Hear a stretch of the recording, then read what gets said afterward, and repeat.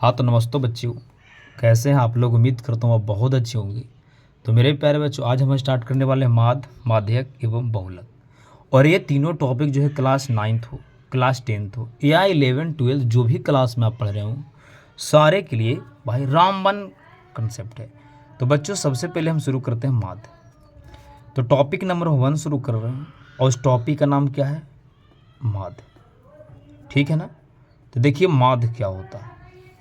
माध्य को हम क्या समझते हैं? तो सबसे पहले माध्य के एग्जाम्पल देखिए। सवाल नंबर 1 कि अगर 6 दिया गया है, 5 दिया गया है, 4 दिया गया है, 3 दिया गया है, 2 दिया गया है और इसको माध्य निकालना है। अगर इसको माध्य निकालना है तो बच्चे कैसे निकालेंगे? तो देखिए सबसे पहले इसको हम सॉल्यूशन लेंगे तो देखेंगे कि माध्य बराबर क्या फार्मूला होता है। तो इस फार्मूला को याद करें कि माध्य बराबर फार्मूला होता है सभी संख्या का योग। सभी संख्याओं का योग, चाहे सभी संख्या का भी लिखेंगे तो कोई दिक्कत नहीं है। सभी संख्या का योग बटा अंकों की संख्या।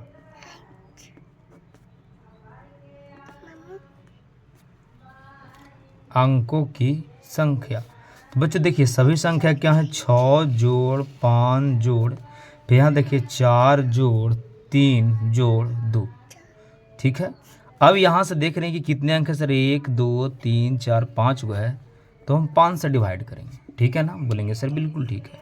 6 5 11, 11 4 15, 15 3 18, 18 2 20, 20 बटा 5 करेंगे तो के बार में कट जाएगा बच्चा 4।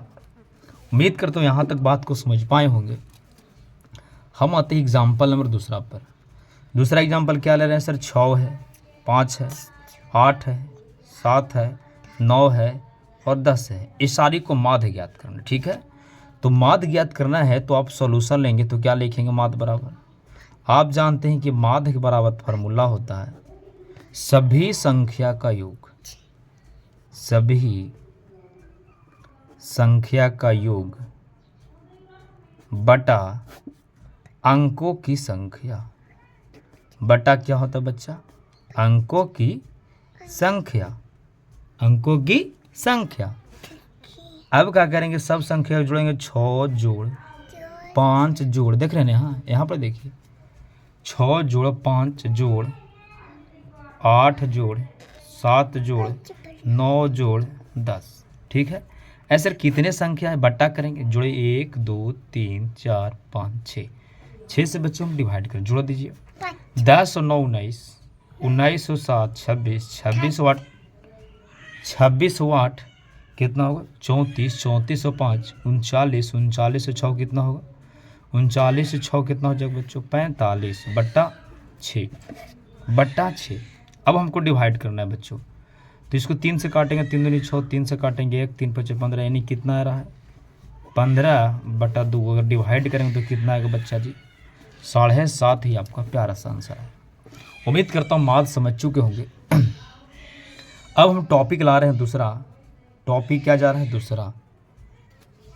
टॉपिक का नाम क्या है? दूसरा। और दूसरा टॉपिक क्या है? टॉपिक क्या है दूसरा बच्चा जी? टॉपिक दूसरा है बहुलक, सॉरी माध्यक। दूसरा टॉपिक क्या है? माध्यक। तो अब टॉपिक हमारी कॉपी पर कि माध्यक को कैसे बनाएं हम। दूसरा टॉपिक क्या मारेंगे हम? माध्यक को कैसे बनाएं। ठीक है। थोड़ा सा कैमरा हिल गया है बट कोई दिक्कत नहीं है। तो बच्चों चलिए हम स्टार्ट कर रहे हैं माध्यक। देखिए माध्यक क्या होता है? माध्यक मतलब तो पहले सबसे पहले क्या करें? जैसे एग्जाम्पल पर आइए। सवाल पहला अगर दे दे 5, 3, 6, 5, 8 को माध्यक बनाना है। इसको क्या बनाना है बच्चा जी? माध्यक बनाना है। अब इसको अगर आपको माध्यक बनाना तो कैसे बनाएंगे आप? सबसे पहले क्या करेंगे? सभी संख्या को बढ़ते क्रम में लिखेंगे। कब? जब 2 नंबर का रहेगा तब लेंगे। सभी संख्या को बढ़ते क्रम में लिखने पर, बढ़ते क्रम में लिखने पर, ठीक है, बढ़ते क्रम में लिखने पर अब देखिए बढ़ते क्रम मतलब धीरे धीरे चीज़ों को बढ़ाना, बढ़ते क्रम का मतलब धीरे धीरे क्या करना है, बढ़ाना। तो सबसे छोटा कौन है बच्चों, 3, 3 फिर क्या है बच्चों, 3 के बाद 5, फिर है 6, ये 2 को 5 है, तो एक और 5 लिखेंगे, फिर है 6 और फिर है 8। देख लीजिएगा इसमें कि 1 2 3 4 5 संख्या, तो 5 को इसमें लिखें कि नहीं, 1 2 3 4 5 हुए।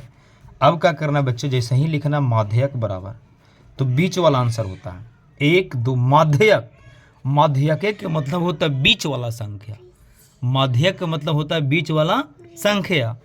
तो बीच में कौन है, देखिए 1 2 3, इधर से आ रहा है बीच में ही, इधर से गिने 1 2 3, बीच में कौन आ रहा है यार। तो बच्चों माध्यक बराबर 5 हो जाएगा। उम्मीद करता हूँ यहाँ तक समझ चुके होंगे। हम आते सवाल नंबर 1 और लेते हैं माध्यक का।